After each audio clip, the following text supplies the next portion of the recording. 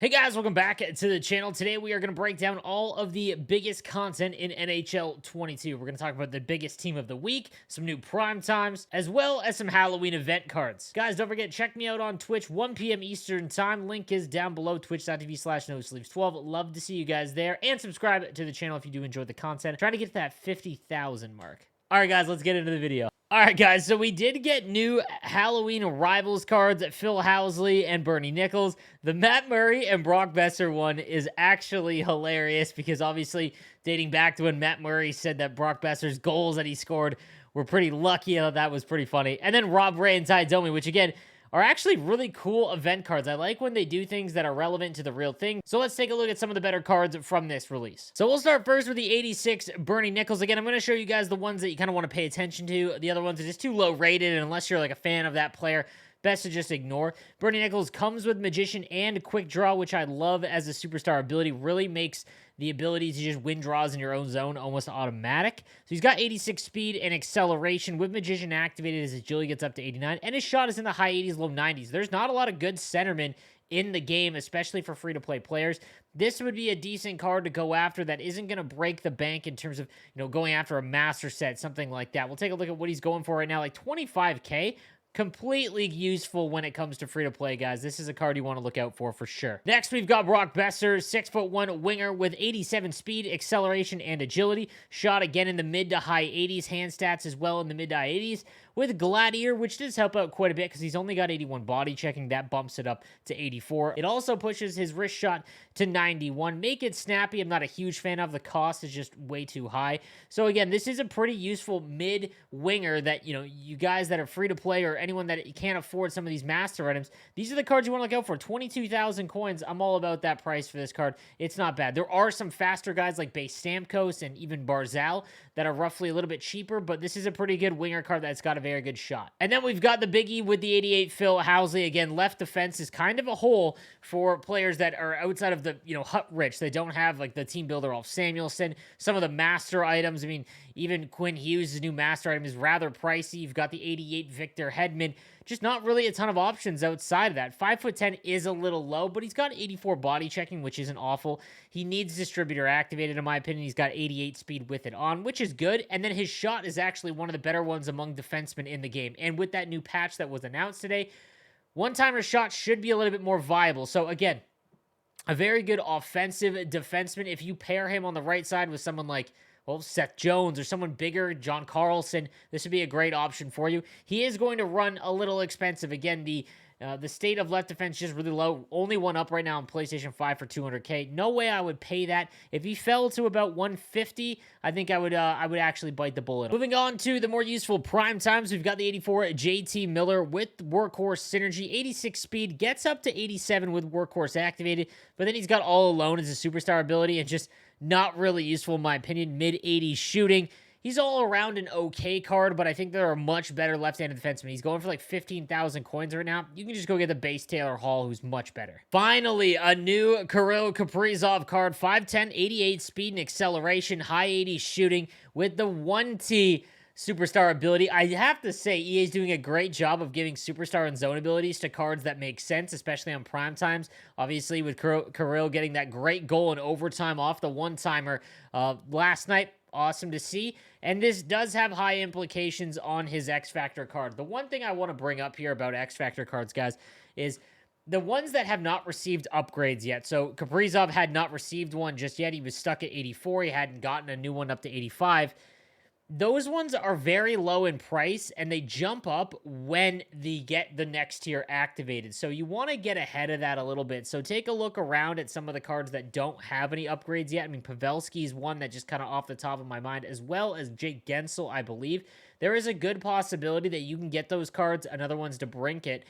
They will find ways to give these guys cards to bring them up. Whether it takes longer than everyone else, is, that remains to be seen. But they will find ways to get them up. And when they do, that's when they take a jump in the auction house, which actually makes no sense because the cost to actually get them to that next tier goes up. So wild to me, but nonetheless, Kaprizov now slowly becoming a pretty decent X Factor as well. Because he started out as an 84, Getting up to 85 is only 25,000 coins or one power-up collectible, which is the cheapest power-up collectible, path. 25k for one is great. His next upgrade will get him up to 89 speed, so keep that in mind, as well as 90 shooting, which makes him one of the better left-handed wingers in the game. So be on the lookout for that. But his primetime card isn't bad, although that's basically the same skating as Jaromir Jagr, so keep that in mind. Next up, we've got the 86 Sean Couturier with the Wingman Synergy, which is pretty useful. Again, he has pretty low skating early on in the game, 86 speed, 87 acceleration with Wingman activated. However, he's a very good centerman. Just like last year's game, Sean Couturier is one of the better centerman cards just because of his size and ability to play defense in the defensive zone. So a very good card in that aspect. 35,000 coins. Again, centerman is not a really high-tiered position so far in the game. There's just not a lot of great cards. The one thing I will say, Sean Couturier's X-Factor card now becomes very interesting because much like Ovechkin, when he hits his tier 8s, he actually unlocks Fly the Zone, which gets his speed up to 88 at 6'3" with good defensive stats as well as a face-off rating that's up at 88 and a speed stat of 88. You're looking at one of the better centermen in the game. So if you have him untradeable, he's now, in my opinion, worth upgrading. So keep that in mind. And then the last prime time today we want to talk about is the 88 Auston Matthews with Thief. Here's the main issue of cards getting a Master Set item that have an X-Factor card. So I mentioned this when his card came out, is that it's going to take very long for Auston Matthews to get an upgrade for his X-Factor. 91 is the Master Set from that first event. And it's going to be quite some time, which is why I mentioned if you didn't have his X-Factor, it's not that bad to invest in him because it's going to take so long for his X-Factor to get an 88, an 89, a 90, a 91, and a 92. That is going to take probably a couple months. Now, this card at its face value, 87 speed, 87 acceleration, with a great shot, and Thief, which is a phenomenal synergy. He is basically the god-tiered version of Sean Couturier's prime time. So if you don't have an Auston Matthews card, this one might be decent to go out and look for. He is going to be very expensive, but I mean, when you consider the fact that 75k right now, not bad. When he is out of packs, which will be tomorrow at 5, I expect his price to jump up, I think, because again, there's not a lot of great centermen that have that kind of shot. Thief is a good synergy for centermen. Keep that in mind. He might be a nice buy. And then lastly, guys, we'll discuss some of the bigger Team of the Week players for this week. We've got the 87 Jonathan Huberdeau with Gladiator and Elite Edges. I'm not huge on Elite Edges. It's not a terrible one, but he's not that great in terms of agility already. His agility is 89. His deking's 89. It's not super elite, so he's not going to be able to take advantage of it, in my opinion.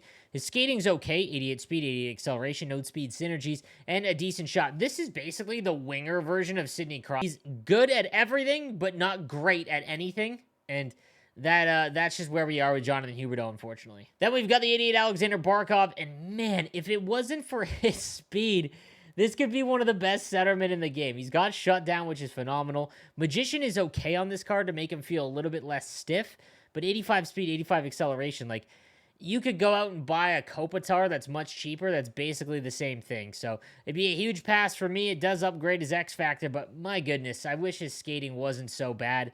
It just makes him very hard to use, and is exactly why his X-Factor isn't all that great either. We've got Jake Batherson with the Buzzing Synergy. Gets him up to 85 speed, 6'3". Not for free-to-play players, that's not awful. Again, I just said that skating on Barkov is so bad, but the 88 price tag is what makes that worse. He's not bad. He's all around an okay winger, but I think that there are just much better options in terms of right-handed winger. You can go Sagan or, Stamkos, Barzal. Again, just many other options. We've got Vladimir Tarasenko, and Vladimir Tarasenko cards are becoming pretty good. His next upgrade, he should see 90 speed, 89 acceleration, agility off the rip, 90 shooting, basically. Hand stats at 88, and Gladiator does help one of his weaknesses, which is body checking.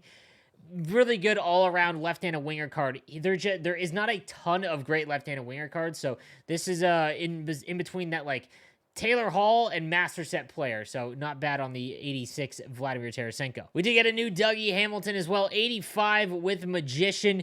His size is what makes him elite. He is basically the right-handed version of Victor Hedman. Love this card. He is super good, and if you pair Hedman with Makar and Hamilton with Hughes, you've got an elite D pair on number 1 and 2. So Team of the Week cards I'm not big on investing in because they do just lose their value no matter what. This one might not be bad. He is going to be one of the better right-handed defensemen. If you don't have like Seth Jones or something like that, this is a very good option. And lastly, a pretty good goaltender to just watch out for, 84 Jacob Markstrom. Markstrom has gotten a ton of great reviews from everyone in my community on Discord and in my streams, so be on the lookout for him. The one thing I will mention, 80 speed is awfully low. Speed is the most important goaltender attribute. However, the fact that he's 6'6" sort of makes up for that, and the 90 positioning and 74 aggression. Really good combo. I have a feeling this will be one of the better goaltenders early on. All right, guys, so that is going to do it for today's content. Let me know what you think in the comments section down below, and don't forget to subscribe to the channel for the most up-to-date NHL 22 news and info. I'll see you guys next time. Have a good one.